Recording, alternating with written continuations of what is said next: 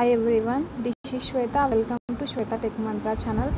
ఈరోజు ఈ వీడియోలో ఒక మంచి ఇంట్రెస్టింగ్ టాపిక్ అండి, రీఫర్నిష్డ్ మొబైల్స్ అంటే ఏంటి. సో మనం ఈ వర్డ్ని ఎక్కువ చూస్తామంటే నేను గూగుల్ పైన క్లిక్ చేస్తున్నాను. చేసిన తర్వాత ఇక్కడ మనం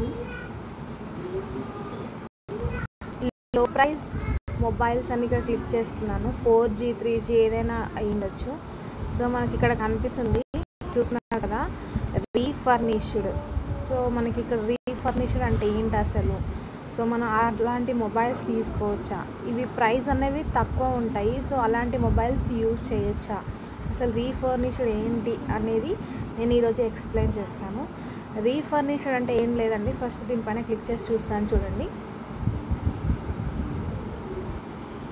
మొబైల్ పైన క్లిక్ చేసినప్పుడు మనం ఆ ప్రోడక్ట్ని తీసుకోవాలి అనుకుంటున్నప్పుడు, ఆ మొబైల్ని మనం పర్చేస్ చేయాలనుకున్నప్పుడు మనం ఆ ఫీచర్స్ అన్నీ చూస్తుంటాము. సో మనకి ఇక్కడ కండిషన్ చూస్తున్నారు కదా, ఐటమ్ రీఫర్నిష్డ్ అంటే సపోజ్ ఒక కస్టమర్ ఆ మొబైల్ని పర్చేస్ చేసిన తర్వాత ఒక 2-3 డేస్ యూజ్ చేసిన తర్వాత ఆ మొబైల్ ఏదో ఒక ప్రాబ్లంతో ఆఫ్ అవ్వడం కానీ, అంటే వాయిస్ వినిపించకపోవడం కానీ, అంటే మొబైల్స్లో చాలా ప్రాబ్లమ్స్ ఉంటాయి. సో ఏదో ఒక ప్రాబ్లం అయితే ఉంటుంది.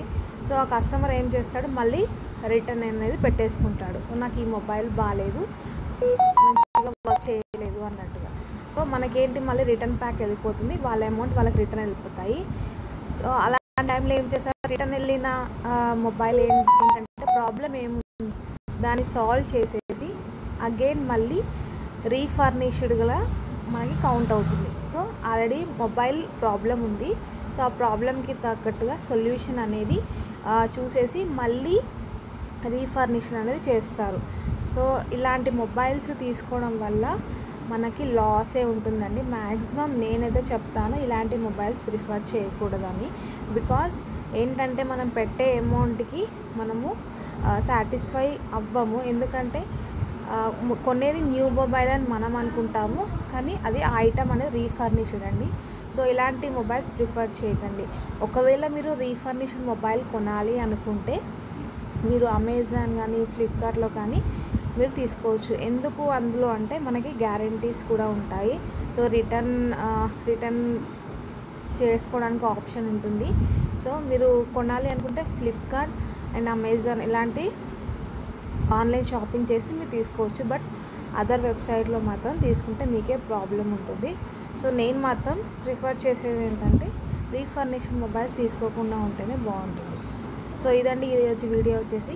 నెక్స్ట్ వీడియోలో అన్బాక్సింగ్ వీడియో అంటే ఏంటి అనేది నేను మీకు ఎక్స్ప్లెయిన్ చేస్తాను. ఈ వీడియో మీకు నచ్చినట్లయితే ప్లీజ్ అండి నా ఛానల్ సబ్స్క్రైబ్ చేయండి, లైక్ చేయండి, షేర్ చేయండి అండ్ కమెంట్ సెక్షన్లో కమెంట్ కూడా చేసేయండి. పక్కనే ఉన్న బెల్ ఐకాన్ని క్లిక్ చేయడం ద్వారా నా నెక్స్ట్ నోటిఫికేషన్ మీకు అప్డేట్ అవుతుంది. Until then, bye bye.